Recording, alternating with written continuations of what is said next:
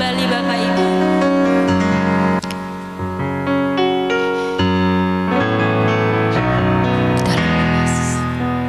Hanya satu nama yang dapat menghibur hati kami Tuhan,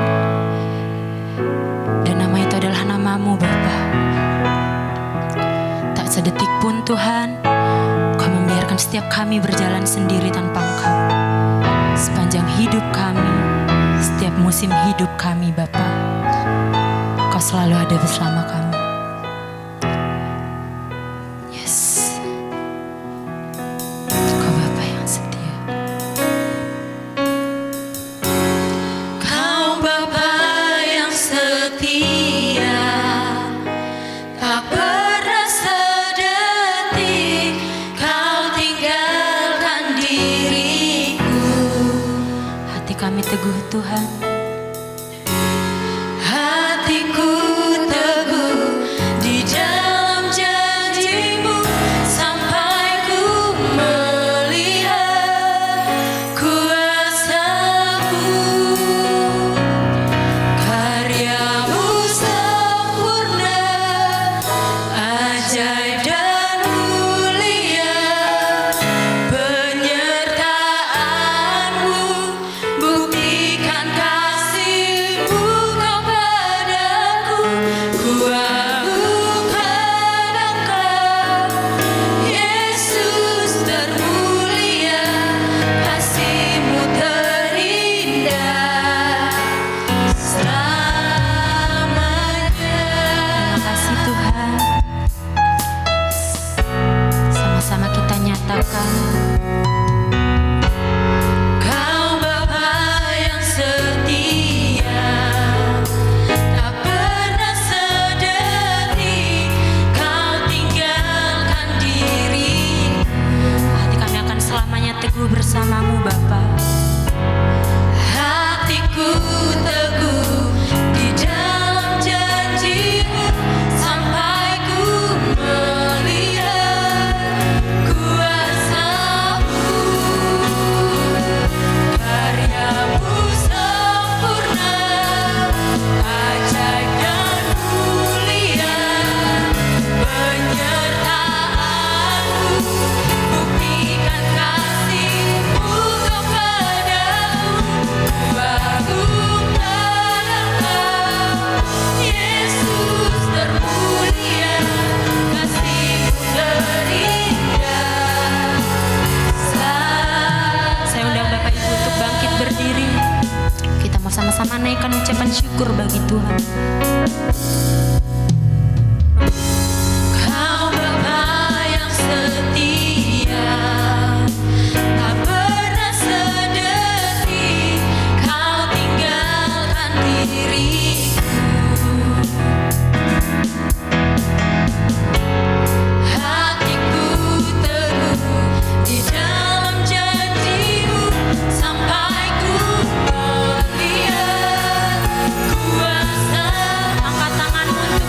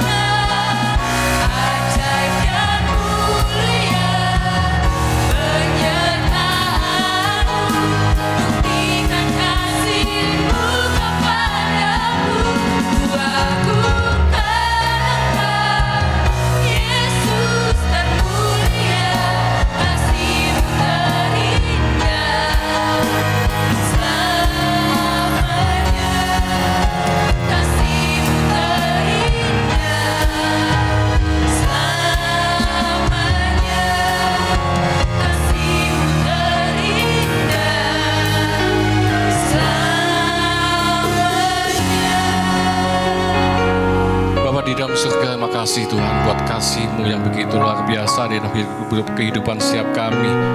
Mari Roh Kudus, tolong setiap kami fokuskan hati dan pikiran kami hanya kepada firman-Mu pagi ini. Roh Kudus memberi kemampuan untuk menghidupi, membuat kami mengerti, agar firman yang boleh kami tangkap dan kami hidupi itu berakar dan bertumbuh dan berbuah lebat bagi kemuliaan-Mu. Mari Tuhan, Kau berkarya atas hidup kami. Kami minta ambil alih jam-jam ini Tuhan.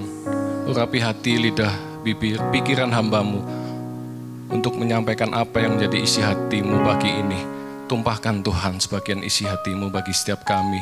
Kami perlu firman-Mu, kami perlu tuntunan-Mu untuk kami bisa melangkah ke depan dengan penuh kepastian dan kemenangan. Makasih Tuhan Yesus, terpujilah nama-Mu kekal untuk selama-lamanya. Haleluya, amin. Shalom.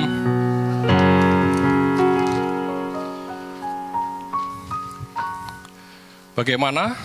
Ada sukacita? Amin. Yes. Pray for Indonesia.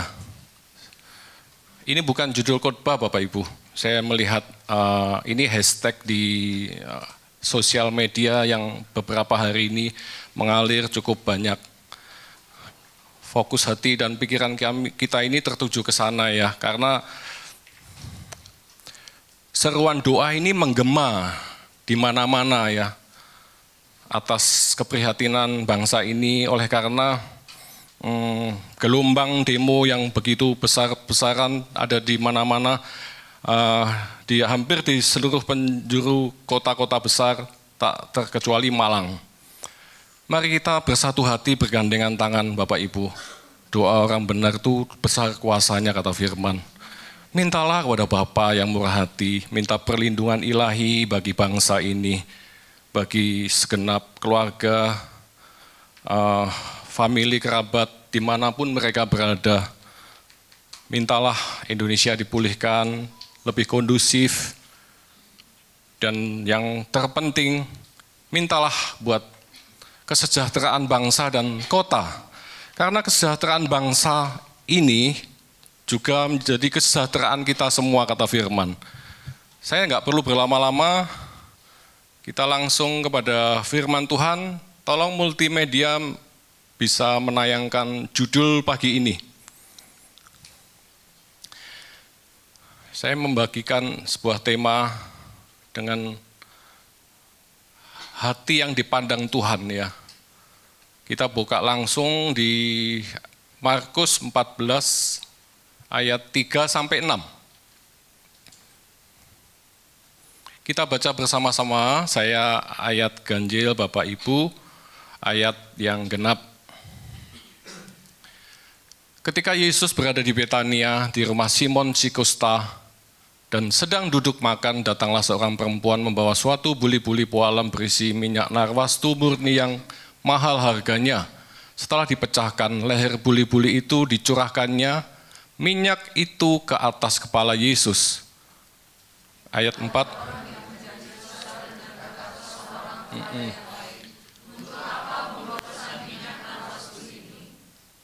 Sebab minyak ini dapat dijual 300 dinar lebih dan uangnya dapat diberikan kepada orang-orang miskin.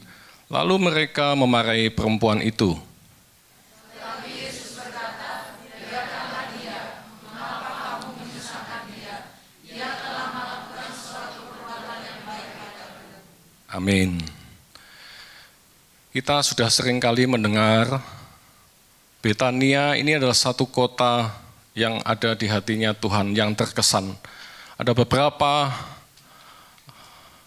hal yang dicatat atas Betania ini, ada beberapa, termasuk Betania ini Yesus mempunyai banyak sahabat. Dan yang paling spektakuler adalah ketika Yesus membangkitkan Lazarus dari kematian. Dan yang barusan kita baca ini yang akan kita bahas pagi ini atau kita kupas pagi ini. Kembali ke ayat 3. Bisa ditampilkan 3 dan 4, minta tolong.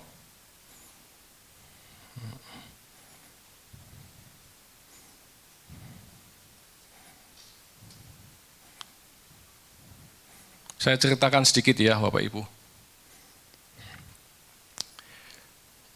Yesus diundang menghadiri perjamuan di Betania. Dan begitu banyak ramainya, orang berbondong-bondong datang ke pesta perjamuan yang dihadiri oleh Yesus dan beberapa sahabat Yesus termasuk Lazarus, Marta, dan Maria. Di tempat ini terjadilah peristiwa yang tidak terduga. Tiba-tiba ada seorang perempuan, wanita mendatangi Yesus dengan membawa minyak buli-buli. Dan ternyata minyak itu isinya minyak narwastu. Kenapa mereka semua tahu? Karena setelah dipecahkan buli-buli itu, semerbak baunya, harumnya itu hampir menyebar di seluruh tempat tadi. Di tempat pesta itu tadi. Nah, lalu ada seorang murid, ini yang disayangkan. Dia tiba-tiba bilang, "Kenapa kamu memboroskan untuk sebuah memberikan atau menuangkan minyak itu di atas kepalanya Yesus. Padahal minyak itu kan sangat mahal sekali harganya pada waktu itu. Berkisar 30 juta lebih lah kalau dikonversikan dengan hari ini. Nggak benar itu. Itu pemborosan. Kamu sok kaya, sok rohani. Dan lebih disayangkan lagi, perkataan sang murid ini memprovokasi semua orang yang ada di tempat itu. Sebagian besar itu percaya dan ikut menyalahkan wanita ini. Sayang sekali ya. Manusia itu sebetulnya hanya melihat apa yang nampak secara jasmani, ya, secara fisik, tapi nggak tahu sebetulnya apa yang sesungguhnya terjadi. Kita semua itu suka sekali ya menyimpulkan sesuatu, apalagi kalau kita melihat orang itu melakukan kesalahan ya, cepat sekali menghakimi, menilai, menjudge. Namun kita lihat apa perkataan Yesus, ada pembelaan di sana. Lompat ke ayat 5 dan 6.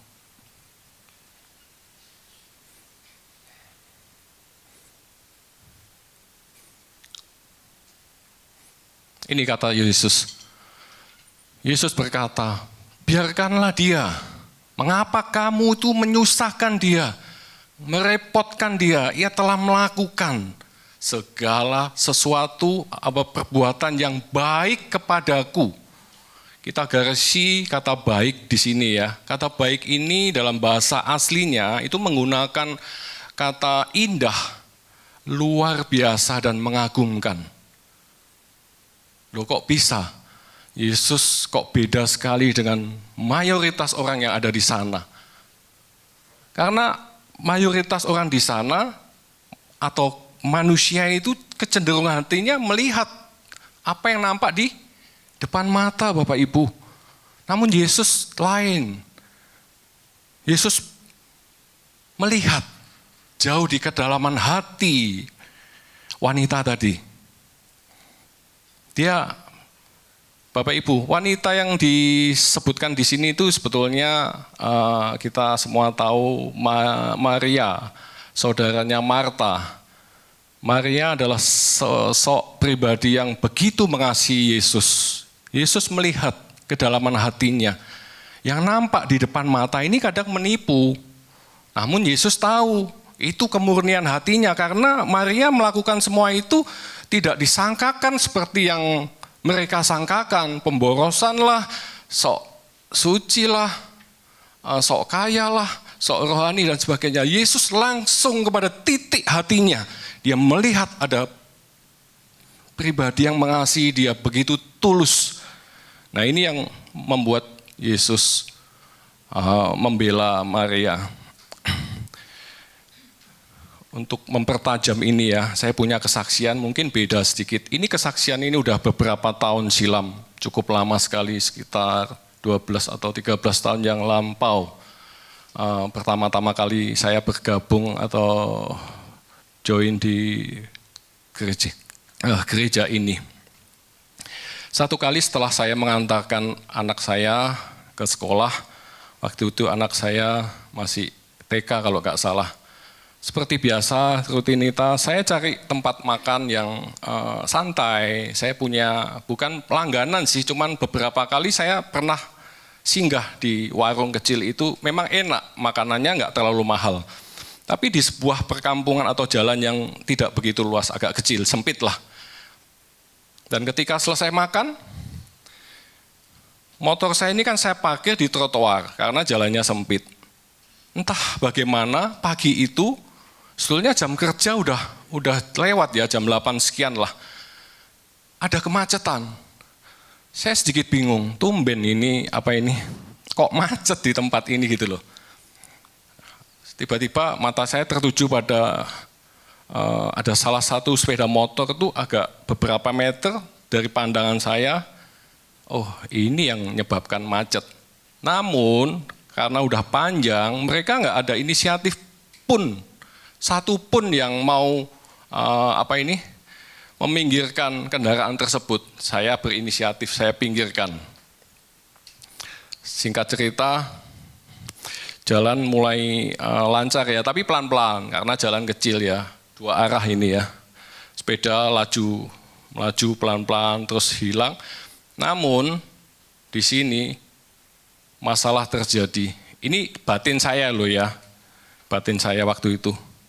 Taunya begini, ada pandangan-pandangan mata orang yang mengendarai mobil dan motor itu tertuju kepada saya. Oh ini yang masalahnya yang membuat pagi ini jalan ini jadi macet.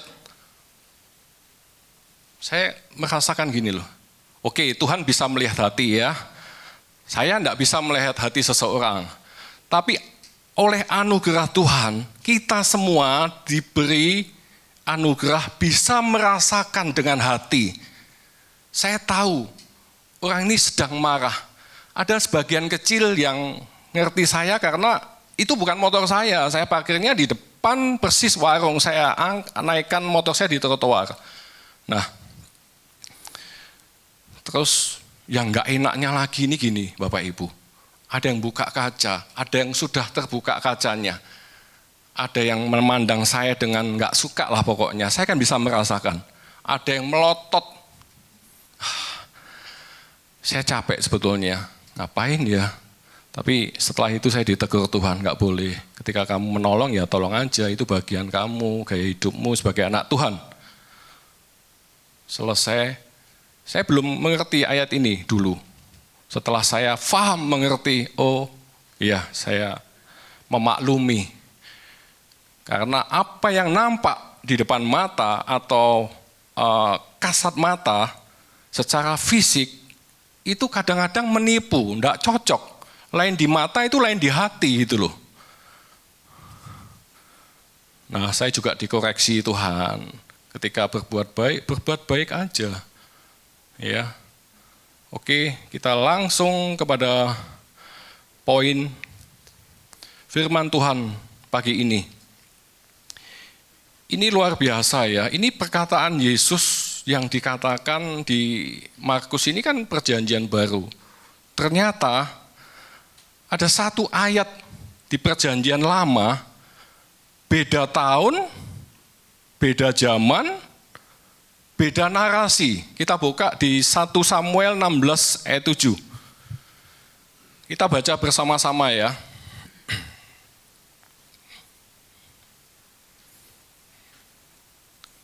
Tiga, dua, satu. Janganlah 1 Samuel 16 ayat 7. Tetapi berfirmanlah Tuhan kepada Samuel.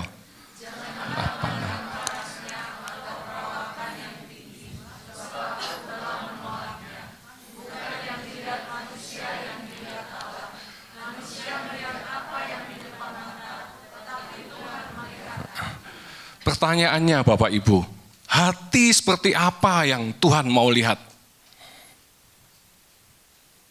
Sebab apa yang dilihat manusia itu jelas berbeda ya dengan apa yang dilihat Tuhan. Kita buka lagi, ini kata kuncinya ini ada di Ibrani 3 ayat 15. Firman pagi ini yang mau saya sampaikan, yang saya mau tekankan. Satu poin saja, kita buka Ibrani 3 ayat 15. Tetapi apabila pernah dikatakan pada hari ini, jika kamu mendengar suaranya, janganlah keraskan hatimu seperti dalam kegeraman. Janganlah keraskan hatimu, kata Tuhan. Lantas, kalau kita tidak mengeraskan hati atau gini, lawan katanya dari keras itu apa ya Bapak Ibu? Lembut. Nah, di sini kita tahu yang Tuhan mau sebetulnya hati yang lembut Bapak Ibu. Hati yang lembut itu seperti apa sih? Hati yang lembut itu mudah dibentuk. Saya kebetulan bawa peraga.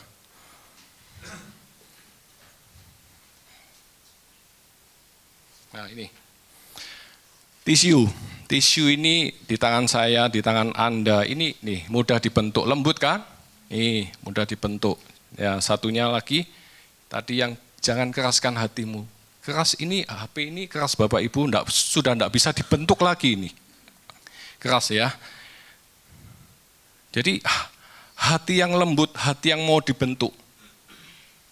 Itu yang dikehendaki Tuhan bagi Anda dan saya. Saya meneliti hati yang lembut ini, yang dimaksud Tuhan itu seperti apa sih? Awalnya saya agak bingung, setelah saya coba pelan-pelan, korek teliti. Ternyata di dalam Alkitab atau firman Tuhan, hati yang lembut itu merujuk kepada beberapa arti kata. Namun, ada satu kata yang luar biasa sekali. Apabila kita punya sikap hati yang seperti yang dimaksud Tuhan ini ada dalam diri Anda dan saya melekat, belas kasihan Tuhan itu akan turun buat kita.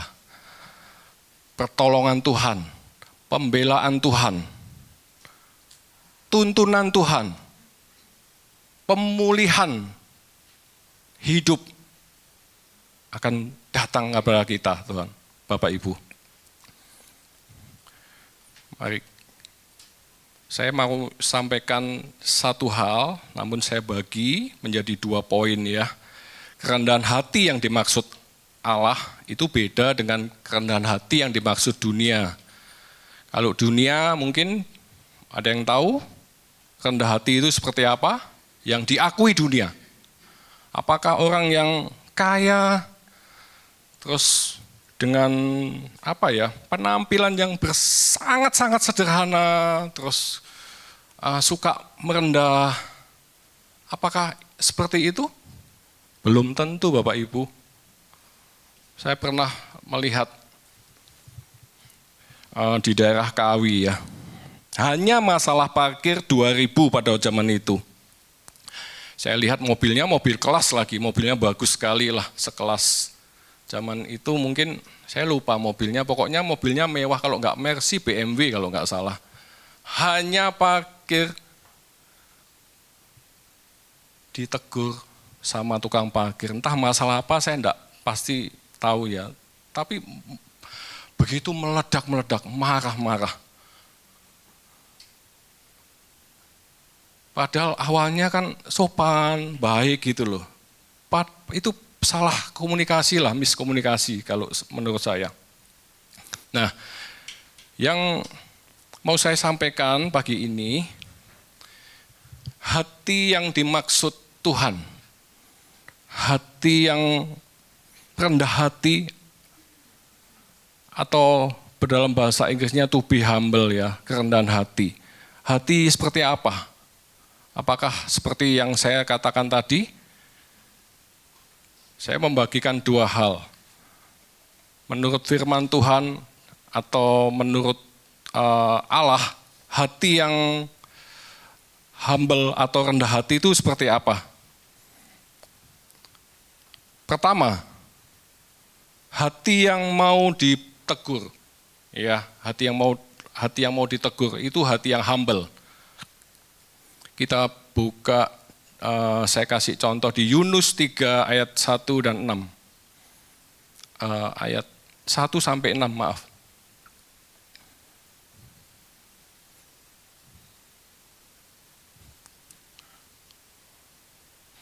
Ya, saya ceritakan saja. Ini Yunus ketika diutus Tuhan pergi ke Niniwe ya. Biasanya kalau kita ngomong hati yang mau ditegur, hati yang mau dibentuk, hati yang humble itu biasanya merujuk kepada Daud, sosok raja yang sangat-sangat berkenan di hati Allah.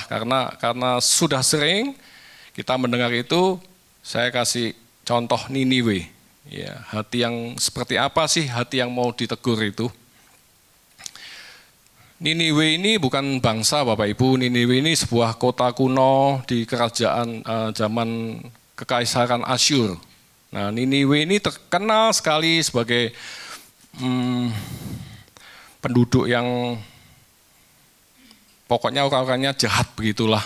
Ya, kalau setelah perang itu membantai lawannya. Selesai membantai, tidak cukup sampai di situ, menguliti kulit lawan-lawannya itu dipajang di tembok-tembok di kota. Itu begitu kejam. Nah, singkat cerita, Yunus diutus untuk ke Niniwe untuk menyampaikan seruan atau teguran kepada bangsa ini. Ayat ke-5. Sebelumnya 3 dan 4. Bersiaplah Yunus lalu pergi ke Niniwe sesuai dengan firman Allah. Niniwe adalah sebuah kota yang mengagumkan, besarnya 3 hari perjalanan luasnya. Lanjut. Mulailah Yunus masuk ke dalam kota itu sehari perjalanan lalu berseru, 40 hari lagi maka Niniwe akan ditunggang balikan, akan dihancurkan atau dimusnahkan seperti Sodom dan Gomora. Apa respon Niniwe atas teguran Tuhan ini? Kita buka di selanjutnya. Ini, orang Niniwe percaya kepada Allah. Lalu mereka mengumumkan puasa dan mereka, baik orang dewasa maupun anak-anak, mengenakan kain kabung.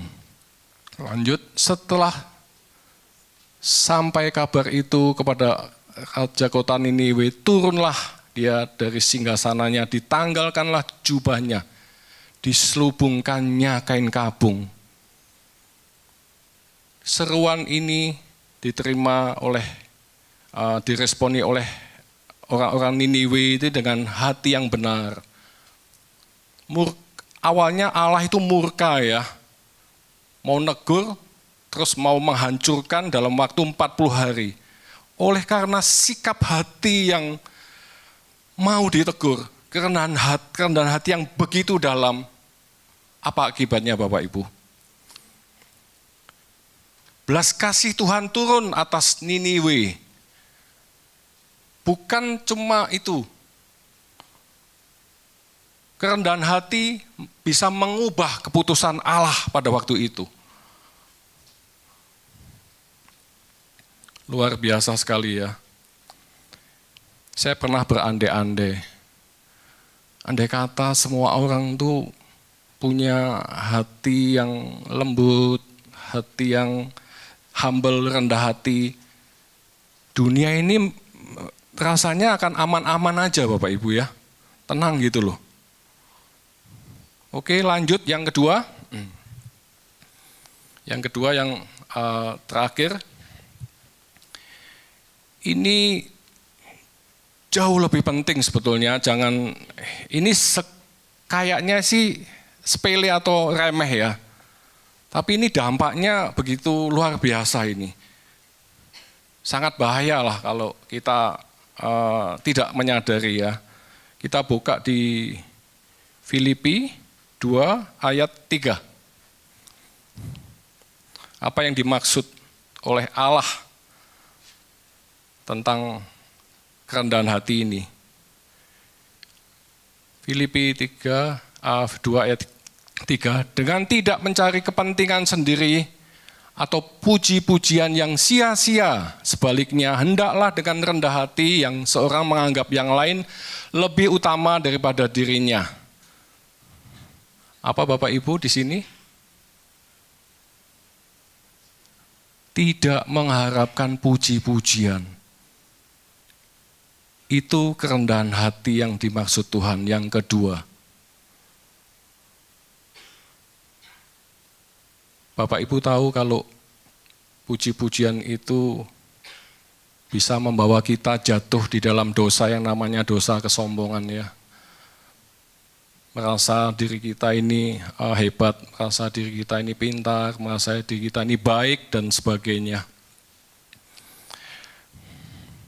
Juga di dalam hal rohani Bapak Ibu hati-hati. Kita buka contohnya di Matius 6 ayat ke-5. Sekalipun ini kayaknya rohani ya Bapak Ibu. Namun ini tidak berkenan di hadapan Tuhan. Dan apabila kamu berdoa, janganlah berdoa seperti orang munafik, kata Tuhan. Mereka suka mengucapkan doanya dengan berdiri dalam rumah-rumah ibadat dan pada tikungan-tikungan jalan raya, supaya mereka dilihat orang. Apa yang sesungguhnya ada di hatinya, pelayanannya kepada Tuhan, itu enggak dilandasi dengan hati yang mengasihi Yesus. Itu ada motivasi atau modus lah. Dia mau dipuji orang, mau dihargai, mau mendapatkan tempat yang layak. Enggak dapat upah ini Bapak Ibu.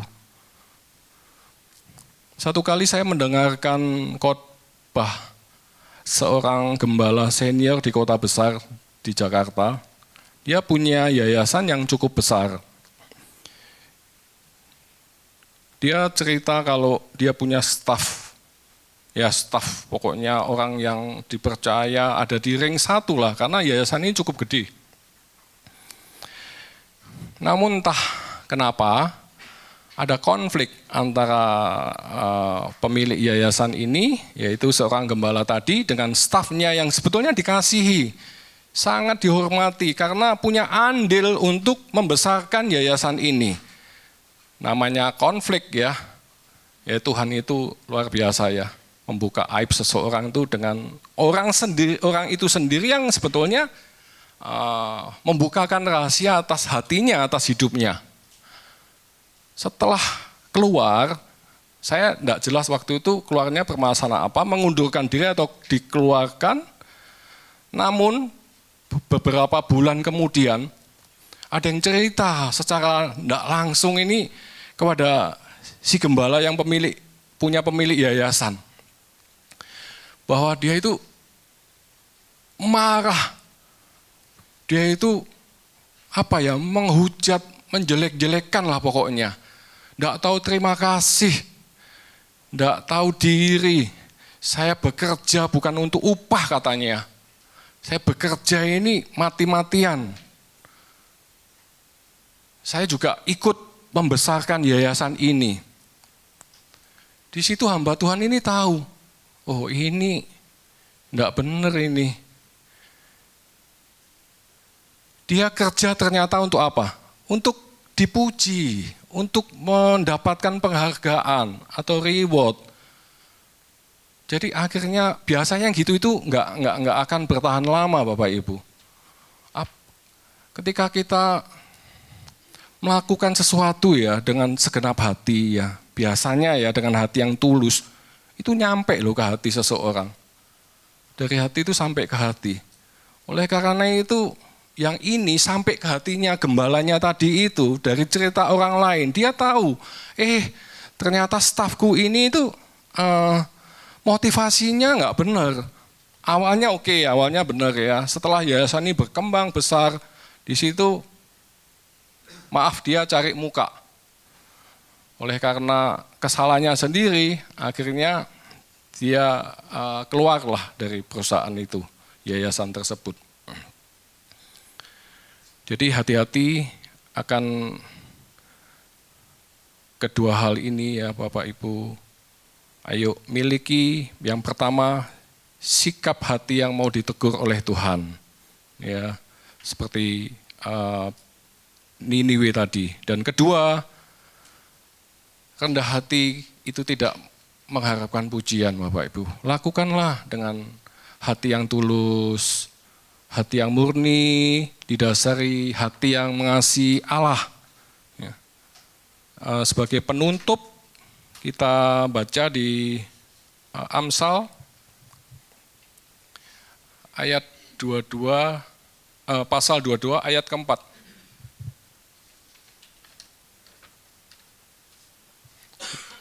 Kita baca sama-sama Bapak Ibu.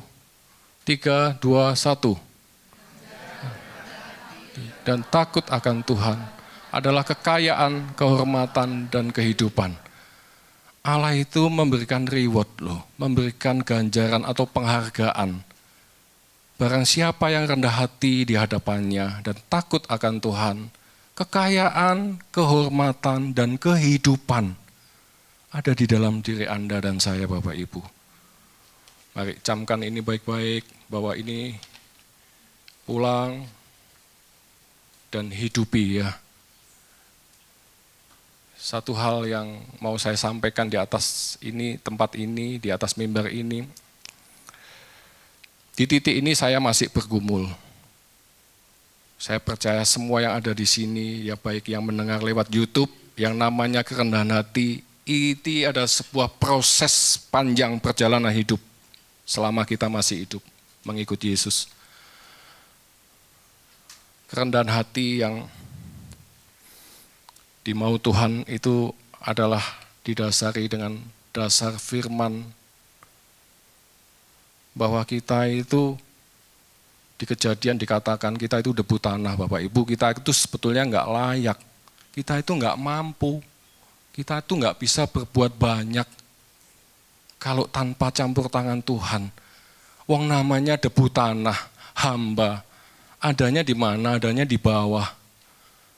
Kalau kita diberikan posisi apapun lah, asumsikan sendiri Bapak Ibu ya, posisi Anda sekarang masing-masing, itu adalah berkat anugerah, kesempatan yang Tuhan beri untuk kita tidak sia-siakan. Menjadi berkat, menjadi saluran kasih Tuhan, menjadi kepanjangan tangan Tuhan untuk memberitakan Injil. Tujuannya nama Tuhan dipermuliakan melalui hidup kita. Jadi saksi Kristus, agar banyak jiwa-jiwa yang tertarik kepada Yesus dan mengikut Yesus oleh karena perbuatan hati kita, melalui hidup kita, melalui perkataan, keputusan hati kita, dan sebagainya. Cukup sampai di sini firman Tuhan, mari tundukkan kepala Bapak Ibu. Bapa di dalam surga, terima kasih Tuhan buat apa yang boleh Engkau sampaikan melalui hamba-Mu. Biarlah Roh Kudus yang memberi kemampuan untuk kami bisa seperti yang Kau mau Tuhan, memiliki kerendahan hati yang dalam. Untuk kami dapat mengasihi Engkau lebih lagi Tuhan. Untuk hidup kami boleh dipakai lebih optimal lagi untuk memuliakan-Mu. Roh Kudus berkaryalah, kami minta Bapa kasih karunia-Mu berlimpah-limpah tercurah atas hidup setiap kami. Kami mampu melakukan ini, mampu menghidup ini sesuai kehendak-Mu Tuhan. Mengasihi Yesus, mengenal Yesus lebih dalam, hidup dalam perkenanan kekudusan Tuhan dan firman Tuhan. Makasih Tuhan Yesus, haleluya, amin.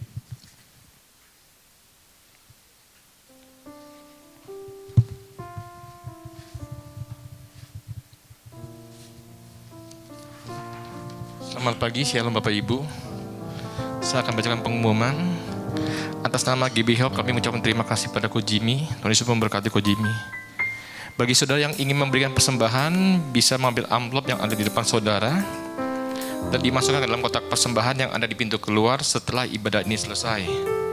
Ibadah online dapat diakses dan linknya akan diinformasikan di grup WA gereja sekitar jam 1 siang. Untuk membangun keintiman dengan Tuhan, gereja mengajak semua jemaat untuk menyembah Tuhan di rumah masing-masing setiap jam 8 malam. Saudara bisa mengajak seluruh anggota keluarga untuk terlibat dalam penyembahan tersebut. Doa malam tetap diadakan hari Rabu jam 7 malam dan dimohon kehadirannya 15 menit sebelum ibadah itu dimulai. Komsel dewasa muda diadakan hari Sabtu jam setengah 4 sore. Itu aja. Saya undang Bapak Ibu untuk berdiri. Kita akan mengakhiri ibadah dengan doa penutup.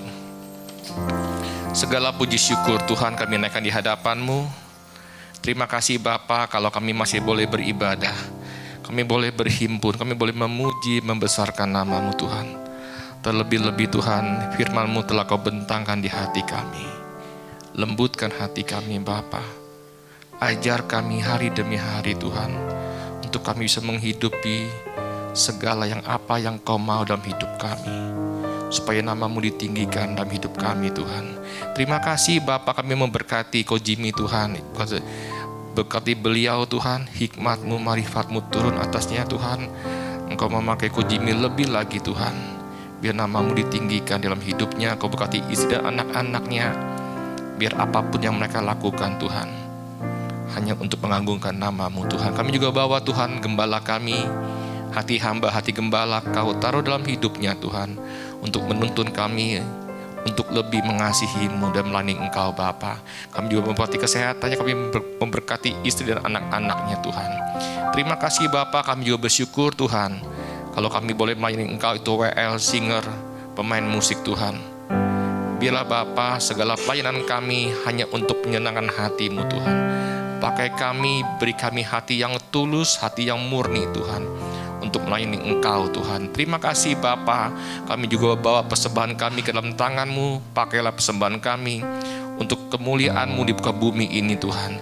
Kami juga berkati untuk jemaat-Mu Tuhan di tempat ini Tuhan. Kau memberkati keluarga lepas keluarga, Kau memberkati pekerjaan, Kau memberkati studinya Tuhan. Biar apapun yang mereka lakukan Tuhan, hanya untuk menyenangkan hati-Mu Tuhan. Kami juga bawa bangsa ini ke dalam tangan-Mu Tuhan untuk hari-hari ini Tuhan. Kami tahu bangsa ini punya rencana besar di tangan-Mu Tuhan. Kami percaya Indonesia akan Kau pakai Tuhan untuk memberkati bangsa-bangsa lain. Kami percaya Tuhan. Bapa, kami rindu Tuhan, sebelum bangsa ini memberkati bangsa-bangsa lain, pulihkanlah negeri kami. Ampunilah bangsa ini Tuhan. Kami tahu Tuhan, bangsa ini menolak Engkau, tapi kami berdoa di dalam nama Yesus Tuhan. Kami minta hujan pertobatan, hujan keselamatan bagi bangsa kami. Kami akan melihat berduyun-duyun orang datang akan menyembah-Mu di bangsa ini Tuhan. Kami memberkati Indonesia Tuhan. Pulihkanlah, selamatkanlah negeri kami Tuhan. Kami percaya Tuhan, Indonesia masih dalam genggaman tangan-Mu. Kami percaya Tuhan, kami akan melihat perbuatan-perbuatan yang besar akan terjadi di bangsa ini. Dan nama-Mu ditinggikan, panji-panji-Mu ditegakkan di bangsa ini. Kami memberkati Kota Malang, kami memberkati Indonesia Tuhan. Keselamatan, pertahanan, segalanya di aparatur dari paling tinggi sampai paling rendah Tuhan. Beri mereka hikmat-Mu Tuhan untuk hari-hari ke depan. Apa yang mereka ambil untuk keputusan ini Tuhan, lakukannya apa yang Kau pandang baik untuk negeri kami. Kami percaya Indonesia ada di tangan-Mu Tuhan. Terima kasih Bapa. Sebelum kami pulang, kami rindu Kau memberkati kami. Mari kita angkat kedua tangan kita. Diberkatilah Engkau berlimpah-limpah dengan segala yang terbaik dari Allah Bapa, kasih-Nya yang sempurna di dalam Yesus Kristus, serta kekuatan, pertolongan, dan penghiburan dari Roh Kudus memampukan engkau untuk hidup di dalam segenap kehendak Allah. Yang sudah menerima semuanya itu sama-sama kita katakan amin.